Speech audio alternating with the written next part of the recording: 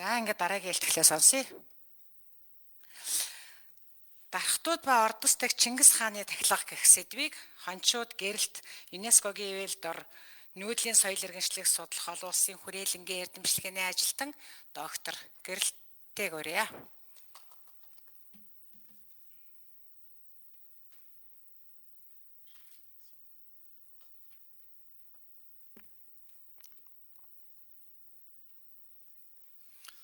За сайн байцгаана уу. Та бүхэнд өнөөдрийн сайхан мэндийг хүргэе. Яг даалга болчих.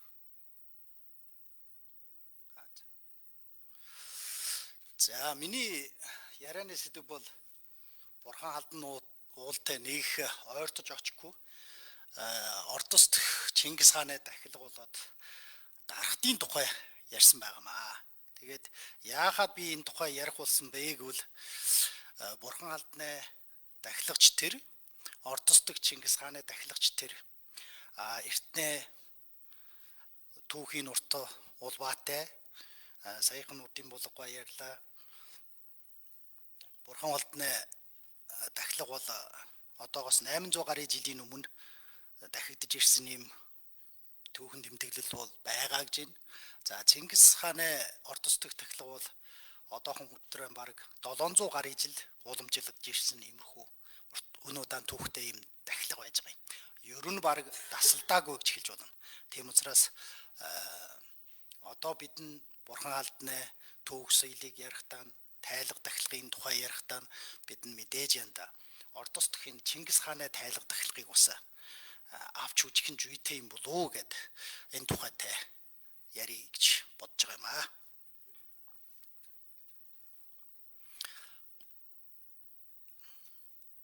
За би илтгэлэн бол 3 хэсэг уулгад оруулж ярих гэж бодож байна. Нэг нь бол дархтуудын тухай танилцуулъя.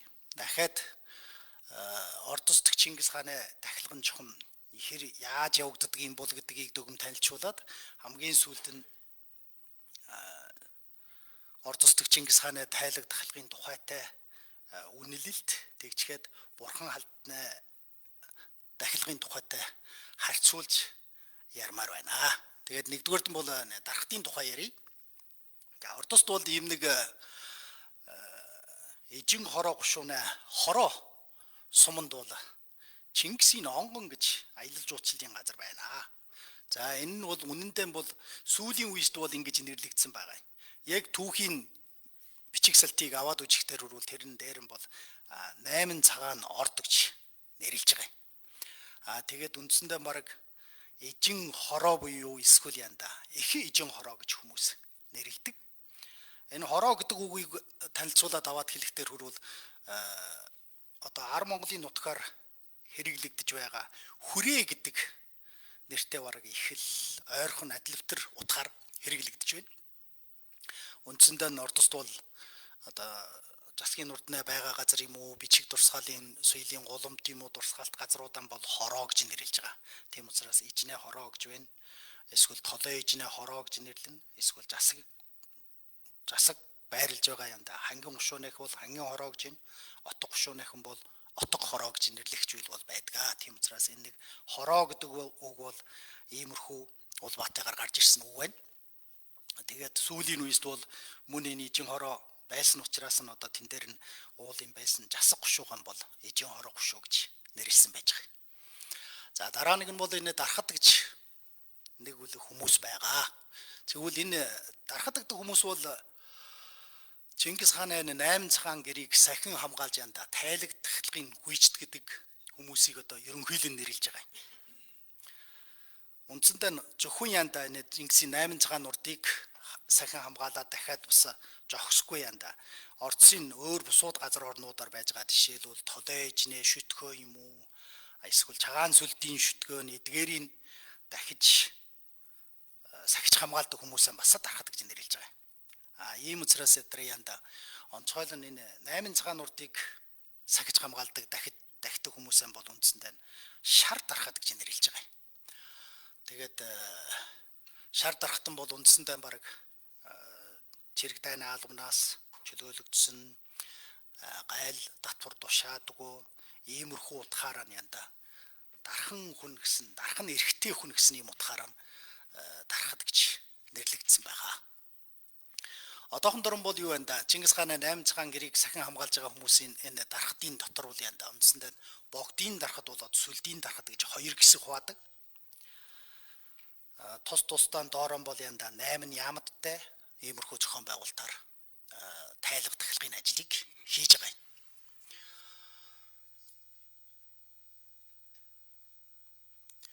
Тэгээд энэ Чингис хааны тахилга Ордост яагаад одоо хүртэл ингэж сайхан уламжлагдаад ирчих вэ? Ерөөсөн тасралтагдаагүй.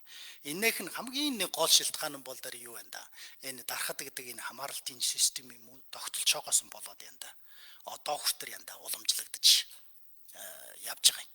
Учир нь янда энэ дарахад хүмүүс бол үндсэндээ баг бүр янда үе уламжлан дахин. Уулаас нь уул нь бол 500 өрөх байсан. 500 өрөхөөс нь одоо бол тэр янда аав нь хүүдэн хүүн хүүдэн ингэж уламжилсаар байж байгаа янда одоо хүрч байгаа юм. Тэгээд энэ 500 өрөх шар дарахтын тухай ярихтаар хөрвөл юу байна да? Эртөө үстэн бол нийт 500 өрөх байдаг гэж түүхэн дээр бол тэмдэглэж үлдсэн. Тэрнийхэн бол шар гэж тодтогддог. 8 цагаан урдыг тагтдаг хүмүүсэн бол шар дарахад яахад шар дарахад гэдэг юм талаар нь бол хоёр талын тайлбар. Нэг бол одоо Чингис хааны шар өнгөтэй алтан чомчиг урдныг сахин хамгаалж ядагаас шар дарахад гэж нэрлсэн байж болно. Эсвэл янда Ховлес хааны шар бичгийн жардгаар янда дарахтыг тогтоосон болохоор янда тэрнийг шар дарахад гэж нэрлэж байна гэсэн юм уламжил яриа бол байж байна. Тэгээд энэ 10 буйд түрүүхэн бас яриад байла. 10 буйд номын цагаан түүх гэдэг бүтээлдэн бол 4 цагийн тахилгын тухайтай бичигдсэн байдаг.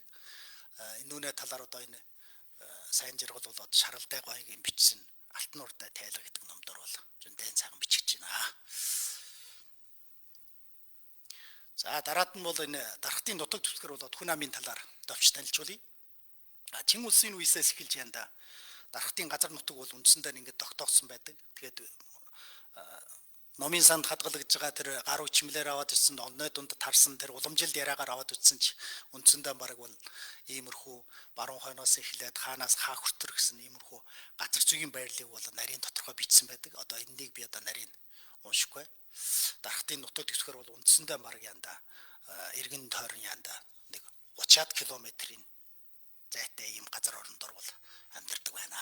Тэгээд энэ дээр нэг 2 дугаар нэг ярих чухалтай зүйл бол дарыг 3 давхар хормил гэж байгаа.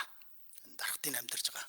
Яг л манай 5 салаагийн гүүрээс цаашаа гарахтаа 3 хордлын гол байдагтай адилханаар янда. Дарахтын нутаг дэвсгэрийг бас эжэн хороогоор төвлөж байгаа янда. 3 давхар хашаа хороо гаргасан байдаг. Тэрнээ бол үндсэндээ 3 нэртэй хамгийн дотор байж байгаа нь бол голомтын хормил гэж. Тэрнээс нь гадар талд нь байж байгаа нь доторын хормил гэдэг. Хамгийн гадар тал нь бол гадны хормил гэж нэрлэдэг байна. Тэгээд энэ 3 хормилын дотор бол үндсэндээ баг янда өөр үндэсний хүн бол ерөөс нь амьдарч болдгоо. Мөртөө янда дарахтаас гадна Монгол хүнч гэдэг янда энэ дотор амьдарч болдгоо байна.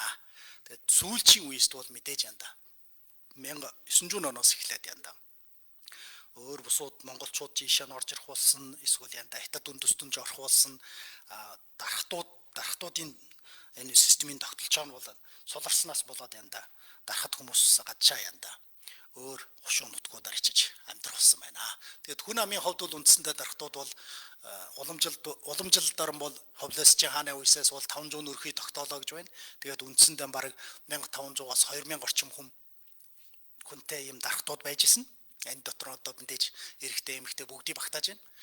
Тэгээд хамгийн анхны орчин үеийн бүртгүүлдэр бол 1941 оны бүртгүүлдэр бол 453 өрх нийт 2080 хүн бол янда энэ дарахтын газардаа амьдарч ирсэн энэ дарахтын уламжлалаар нь байгаа хүмүүс. Сүүлийн үеэст бол одоо мэдээж нааш цаашаа нүүж бууснаас нь болоод 2000 оны бүртгүүл хийх үеэст хороо сумнаа дарахад хүн бол үндсэндээ 265 өрх 1163 хүнтэй болж байгаа юм. Тэгээд гадшаан дарахж явсан дарахтуудаа бас энэ Чингис хааны онгоны хамаарлалтын газраас бүртгүүлсэн байна. Тэгээд бүртгөөгээд үндсэндээ баг 2000 шиг бүхэн орд усын хвчээнд бол 2000 шихэн мөрөх 6000 орчим хүн бол амьдарч байна гэж хэлж байна. Мэдээж янда энэ дархтын нутаг дэвсгэрээс нүүж гарсан хүмүүс бол мэдээж одоо өөрийн хаана нөгөө дархтын үүрэг харуулчлага юм уу эсвэл ёслол тахилгад бол нэг оролцоо болцсон юм шиг байна. Миний нутаг ч гэсэн би өөрөө бол ордсын нутагтай хүн. Манай нутаг ч гэсэн янда хөрш хүмүүс болж үндэн шар тархад гэсэн хүмүүс байж байгаа. Гэхдээ тэдэн бол бидэнтэйгээ адилхан 8 цагаан урдд очиж мөргүүлэн хийн. Яа тийм тахилгын жангуйлд бол оролцдоггүй байна. За 3 дугаард нь бол дархтын захиргааны байгууламж. Энэ дархад 700 гаруй жилийн турш одоо хүртэл ингэж уламжилж ирсэн нэг шалтгаан бол энэ нэг захиргааны байгууламж бол одоо их чанга нэм бай тогтоогдсон байж. Ер баг энэ нэг захиргааны байгууламж бол өөрчлөгдсөнгүй. Тэгээд 20 дугаар зууны дундч үе хүртэл хадгалагдав. Сүүлийн цаг үед мэдээж янда 80-аад оноос эхлээд дахиад янда дархтын байгууламж янда сэргэж нөхөд янда тайлга тахилга нь үргэлжлэн явагдсан байдаг. Тэгээд шар дархтын 500 айлыг өрхийг хамаардаг нэг ерөнхий жүнэн гэж нэг тушаалтан бай. Үндсэндээ бол Манччин улсын үеэд бол их жуугийн чуулган дарган бол янда энэ жүнэнгийн тушаалыг авсаргаж гаргуулдаг. Тэгчгээд янда 8 цагаан урдны тахилгыг бол удирддаг. Хүн бол энэ хүмүүс болно. Энээс гадна юу байна да? Хар сүлдийн тахилгыг харуулцдаг сүлдийн дархад гэж байна. Басаа янда 8 яамттай. Тус богдын дархад болоод сүлдийн дархад гээд хоёр хэсэг хуваачгаад тус доотойгоо янда 8 яамттай. Энэ 8 яамтад бол мэдээж янда одоо тусын хаан өөрийн хаан ажил хэрэгэн гүйцэтгэдэг иймэрхүү нэр чөлтэй байж байгаа. За жүнэн нь бол сүүлийн үеэс 1949 оноос хойш бол энэ чолон байхгүй болсон байна. Тэгчгээд орондон бол даан бол юм уу эсвэл янда даа гэсэн энэ манж нэрийг хэрэглэдэг болсон байна. За одоо баруун болоо зүүн яамтны хоёр нь хуваахтар хүрвэл дарыг богдын дархад болоо сүлдийн дархтаа аваад үжигтэр хүрвэл тусын 8 яамтад бол тус ийм байна. Жишээлбэл баруун яамтад бол тайши, тайвуу, манглай, харчин, хөх, туул, хасаа болоод чарв гэж байгаа. Тэгэхээр энэ дээр нь бол тус нь ажил хэрэг дахилгын цаг үеэс чухам юугийг харуулцдаг вэ гэдэг нь одоо энэ дээр бүр хэлж байгаа. Одоо жишээлээд аваад хэлбэл тайши нь бол дахилгын төрөө, тайвуу нь бол янда бэлтгэн тохируулагч, манглай нь бол ерөнхий хамааруулагч, хонжин нь бол найр хөгжин баригч, хөх нь бол ёслолыг харуулчин өчигч, туул нь бол өргөлт тавиг өргөгч, хасх нь бол эмгчгчийн хамаарагч, чарв нь бол сархад харуулагч. Иймэрхүү маягтай янда баруун яамттай бол ангилж байгаа. Зүүн яамтад бол яг баруун яамттайгаа бас адилхан янда. Жайсан, чингисан, төмөд, мянгат, жууд, дуул, чарв болоод хөхөө гэсэн ийм 8 яамттай байж байгаа. Энэ 8 яамтад бол үндсэндээ баруун яамттайгаа харьцуулж аваад үжигтэр хүрвэл голдуу янда чиргийн зохион байгуулалт нэр бол их байж байгаа. Ийм учраас судлаачдын үжихээр бол энэ зүүн яамтад бол голдуу чиргээс янда эрэлттэй хүмүүс байхаа гэсэн иймэрхүү тал. Энэ тусын ажил төрлийн хавд аваад үжигтэр хүрвэл жайсан нь бол тайлгын ёслолын төрөв, чингисан нь бол ерөнхий хамаарагч, төмтөн бол янда сүлд мэлах, мянгатан өрөөл даатгал хийх, зууд нь бол сүлд тогшуулах үеийн шүүр хүүргийг хийх, дуул нь бол дохоо хөгчрөн бол өчиг үншигч, царв нь бол сүлдийн тайлгын эмгчгийг хамаарч. Энэ хөгчин гэдэг нь сүүлийн үеэстэй бол хөхөөчин гэж бичиж байгаа. Одоо хөөшүүнэ хөхөөгөр бичсэн байдаг. Энэ бол тусгайлан янда Чингис хааны энэ өчгийг өчтөг тушаалтай хүмүүс болно. Энэ 8 яамтад бол мэдээж янда тайлга тахилгын цаг үеэстэй бол иймэрхүү маягтай тушаалаар гүйцэтгэн. Гэвч ерийн байгууламжийн хувьд бол одоо иймэрхүү зүүн баруун яамтдан бол дарга, дид дарга, доотойгон бол 3 хараатай, 3 хараагийн доор бол янда тус бүр 3 хишгтэй ингэж янда хуваагдаж байгаа. Мэдээж янда баруун яамтнаа дарга байна, дид дарга байна, доотойгон бол тайши, успан болоо жумнар хараа гэж байна.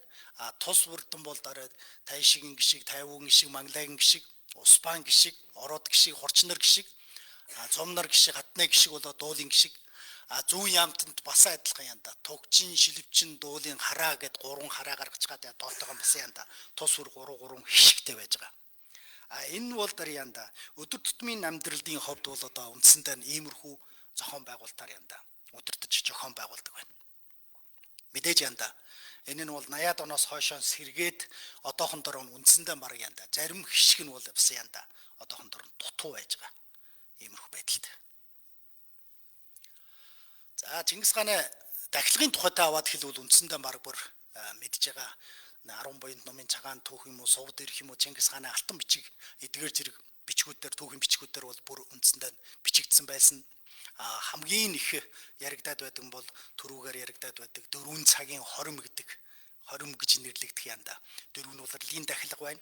Тэгээд сар бүрийн янда шинийн 1 болоод шинийн 3-нд бас янда баг дахилга гэж байдаг. Тэр 4 дахилгаан бол ихэд дахилга гэж нэрлээд сар бүрийн дахилгаан баг дахилга гэж нэрлэж байгаа. Энээс гадна бас янда тусгай дахилга гэж бас байж байгаа. За тэгвэл энэ 4 ихэд дахилгын нэг төр үжээд хөрөг зургуудын нэг хараад өгье. Энэ үндсэндээ миний энэ илтгэл дээр хэрэгжилж байгаа энэ зургууд нь бол 2023 онд явагдсан тайлга дахилгын зургууд байж байгаа юм. Хамгийн энэ 4 цагийн дахилгын дотор хамгийн их дахилга нь бол дарын хаврын улирлын цагаан сүргийн тайлга гэж хэлж байгаа юм. Энэ нь бол дарын үндсэндээ баг янда 2000 оноос эхлээд янда. Хүнээ тоон бол хамгийн оргил хэмжээнд хүрсэн. Бараг бол үндсэндээ 100-аас 150 мянган хүн оролцож яснаас одоо сүүлийн үеэст одоо энэ ковидын үчир шалтгаанаас нь болоод хүнээ тоон багасаад 2022 оны тайлга дахилгад оролцсодын тоо бол үндсэндээ 20-оос 30 мянган орчим хүнтэй байж байгаа. За энэ чинь бол дэр энэ хаврын улирлын цагаан сүргийн их тайлгад оролцож байгаа зураг нь байна. За энэ хаврын тайлгын дараатай бол зуны улирлын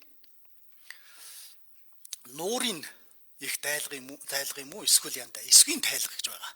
Яг энэ Чанхугийн чайдмын тэн дээр тэр нэг жаахан нуур устай газар эхэлж явагддаг. За энэ нэг тайлга нь бол үндсэндээ баг бүр янда тэнгэр тайлга болоод богдын тайлгыг нэгтгэсэн хэлбэрээр явагдаж байх тайлга гэж хэлж байна. Тийм учраас одоо мэдээж одоо гадна одоо иймэрхүү Чингис хааны зураг сүлтийг гаргаад одоо ингэж өчиг уншиж тайлга хийдэг байна. Энэ 4 цагийн их хормын тайлга дахилгадар бол бүр нарийн дүрм тогтоолтой. Хичнээн өтгөөр яаж дахих ёстой, энэ сархад өргөдөг хүн бол яаж сархад өргөх ёстой, хөдий хэм өргөх ёстой гэсэн тийм тогтоолууд нь бол бүр нарийн тогтооцсон байж байгаа. За намрын улирдан бол нэг шүүрхийн дахилга гэж тайлга дахилга байж байгаа. Энэ нь бол үндсэндээ бэлгийн улирлын 9 сарын 12-нд бол одоо шүүрхийн их дахилга гэж тайлга гэж хийгддэг. За энэ нь бол өнгөрсөн жилийн тайлгын зургууд байж байна. Өвлийн улирдан бол дасмын их тайлга гэж явагддаг. За энэ нь бол өвлийн 1 сарын шинийн 3-нд явагдана. Үндсэндээ баг Чингис хааны 8 цагаан гэрт хэрэглэж байгаа дасмыг янда хуучны шинтгэх ийм зан үйлийг явагдуулдаг. Тийм учраас энэ дасмын дахилга гэж нэрлсэн байж байгаа. За энээс гадна одоо бас хар сүлдийн их тайлга гэж дахилга гэж байж байгаа. Энэ хар сүлдийн дахилга бол нөгөө сүлдийн дарахтуудаа 8 яамтаас очиж янда. Энэ биелүүлдэг. Энэ нь бас юу байна да? Их дахилга гэж байна. Энээс гадна янда сарын дахилга байна. Тэн дээр нь одоо дахигдах чухам хөдий өтөгшүүс хэрэгтэй, хөдий арх хэрэгтэй ийм юм нь бол бүр тогтсон байж байгаа. Эртөө үеийн бол энэ хар сүлд болоод янда 8 цагаан урд нь бол ингэж нийлж ясангүй. Тэр эртөө үеийн хуучин газрын зурагдар бол хар сүлдэн бол нэлээд жайтай байжсэн. Одоо сүүлийн үеэст бол одоо орцсын тайлга дахилгын хамаатай зүйлсийг бүр энэ нэг газар төвлөрүүлснээс болоод одоо нэг хашаанд ингэж байрлаж байгаа юм. За энээс гадна Монгол улс тус гачууртад явагддаг нэг хар сүлдийг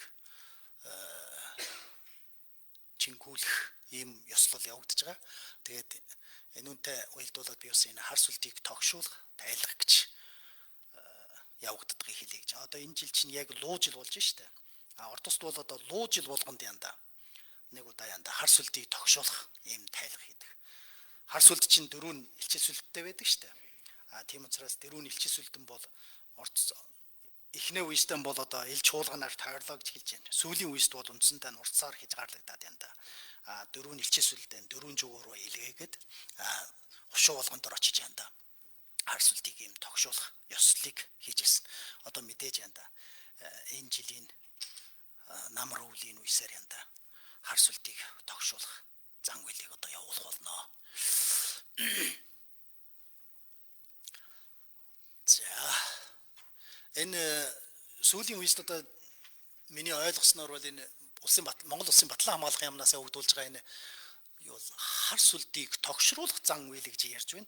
Тэгэхээр би бас одоо энэ нэг илгаа харцаагийн талаар одоо нэг нарийн сайн судалж үзээгүй. Гэхдээ тогшруулах болоод тогшуулах гэдэг нь чухам энэ авьяана ондоошлоос болоод ингэж гарсан юм уу? Эсвэл үнэндээ монголчууд ингээд тогшруулна, хар сүлдийг тогшруулна, хар сүлдэг чи мэдээж янда дайн дажны үест гарч ирдэг сүлд шүү дээ. Тийм учраас хэрв хар сүлд тогшиж явах төрөл төр бас ямар нэг юм болж байгаа юм бол ийм учраас энэ талаар бас нэг нэрийн ховд ч гэсэн, зан үйлийн ховд ч гэсэн одоо энэ талаар бас бид орцтой бас ингэж харьцуулж судлах нь бас зүйтэй юм шиг санагдаж байна. За хамгийн сүүлдэн бол одоо энэ орцын 8 цагаан урдын талаар үйлдэл үүргийн хэн талаар аваад хэлэхдээ үндсэндээ марг янда. Энэ орцын 8 цагаан урдан бол дээр зүүн 80-аад оноос эхлээд үндсэндээ аялал жуулчлалын чиглэлд бол янда их ашиглагдаж ирсэн байна. Бараг орцын хаан аялал жуулчлалын хаан орлогын нэлээд их хувийг бол янда энэ 8 цагаан урдын одоохондор бол Чингис хааны онгоны аялал жуулчлалын газар гэж нэрлэж байна. Энэ газар бас эдийн засгийн баялагийг бол одоо их бүтөөж байна. Хятадтай авч хэл бол одоо үндсэндээ аялал жуулчлалын 5 ATC гэж байгаа. Одоо хамгийн өндөр зэрэглэлийн одоо аялал жуулчлалын чиг бааз болж байгаа. Дараа нэгэн бол тэр юу байна да. Энэ 8 цагаан урдан бол түүхэн дээр ч гэсэн одоо ч гэсэн янда Монгол үндэстний нэгтгэх юм уу эсвэл засаглалыг бүтөөх янда үүрэг үйлдэлийг гүйцэтгэж байна. Одоохондоо ч гэсэн дараа янда Монголын ил газар амьдарч байгаа монголчууд янда 8 цагаан урдаар очиж мөргөл хийх, цагаан сүргийн тахилга юм уу эсвэл өөр тайлга тахилгууд янда оролцох хэмжээл болж байна юм байж байна. Сүүлийн үеист бол хятад үндэсний бүтөөх юм уу эсвэл янда эх орон жүжиглийн боловсролыг олох газар болгондоо хувирч. Тийм учраас хятадын нэгдсэн үндэсний бүтөөхт одоо бас энэ газар бол янда үйлчлэх болсон байна. Ер нь аялал жуулчлалын чухал чигүүд бол үндсэндээ бүр их оронж үжилийг одоо боловсрол хүртэх юм газар болж хувирсан байдаг. Тэгээд дараа нэгэн бол дараа юу байна да. Энэ орцын энэ тахилга нь одоо хүртэл яагаад алдагдсангүй гэвэл мэдээж энэ янда дархтын хамаарлалтын тогтолж байгаас болсон. Тийм учраас янда бид нь одоо энэ 8 цагаан урдын тахилгаас тайлга тахилгын зан үйлээс аваад үжигтэр хүрүүл янда. Хүмүүсийн үе уламжлан тахилгын зан үйл нь янда. Цаг төрийн хамааралгүйгээр нэг илүү тогтвортой янда. Удаан хугацаа үргэлжилдэг гэдэг нь бол мэдээж юм нэг дархтын тогтолж байгаас боллоо гэж байгаа юм. Тийм учраас хэрв янда манай бурхан алдан нуулын тайлга тахилгыг ус явагдуулна гэхтэр хүрвэл одоо иймэрхүү тогтолж байгаа системийг ус авах нь зүйтэй юм уу гэж одоо бас бодож байгаа юм аа. Тэгээд миний одоо илтгэлийн төрөд үргэлж дуслаа. Та бүхэн хүлээн авсан сонсонд баярлалаа. За гэрэл докторт баярлалаа. Тийм ээ энэ дархтуудын ялангуяа энэ орцын Чингис хааны тахилга бол монголчууд бид нарт их сонирхолтой бас нэг учир утгыг нь ойлгоод авчихмаар сонсчихмаар юм нэг одоо соёлын нэг хэсэг байгаад идэг. Тэгээд энэ талаарх тодорхой мэдээллийг бидэнд хүргэсэнд баярлалаа. Тэгэд ер нь дархтууд гэж юм бэ? Ягаад хар шар гэж нэрлээд идэх юм бэ гэдэг энэ асуулт ч гэсэн бас ялангуяа монголчууд бидний дунд бас байгаад идэг л да тийм ээ. Тийм болохоор зэрэг ялангуяа энэ Чингисийн онгон сүүлийн үед бол аялал жуулчлалын маш их идэвхтэй юм бүс болж энэ талаар ялангуяа хятадын одоо тэр үндэстэн улсыг бий болгоход бол ялангуяа манай Монгол соёл, манай дархтуудын энэ бүтээсэн тайлгад эхлэхын зан үйл бол аялал жуулчлалын маш идэвхтэй бүс зорилттой зах зээл бас соёлын эдийн засгийг бүтээх нэг одоо хөшөөрөг болж ингэж өөрийн үүргийг үүсгэж байгаа гэдэг нь бол харагдаад байдаг. Энэ талаар баг одоо 7-8 баг 10 биш 7-8 жилийн өмнө лөө булаг докторийн бичсэн нэг өгүүлбэг би уншижсэнээс санаж байна. Монголын соёл орлогын судлалд хэвлэгдэжсэн. Мөхтөл орчуулсан байхаа тий. Тэгэхээр энэ үнэхээр нэг тийм бидний сонирхлыг татах бас энэ туршлагыг монголчууд бид нар бас өөрсөндөө олж авмаар ийм сайхан аялал жуулчлалын бүтээгдэхүүн болж хөгжөөд байгааг нь бас би сонирхдаг юм аа. Тэгээд ямар ч байсан энэ Орцын 8 цагны тахилга бол аялал жуулчлалд эдийн засгийг бүтээлч эдийн засгийг хөгжүүлэх юм нэг одоо бүс нутаг болоод байгаа нь бол яг үнэн тэрийг олон талаас нь бас нотолж харж болох юм боломжтой юм аа. Тэгээ баярлалаа.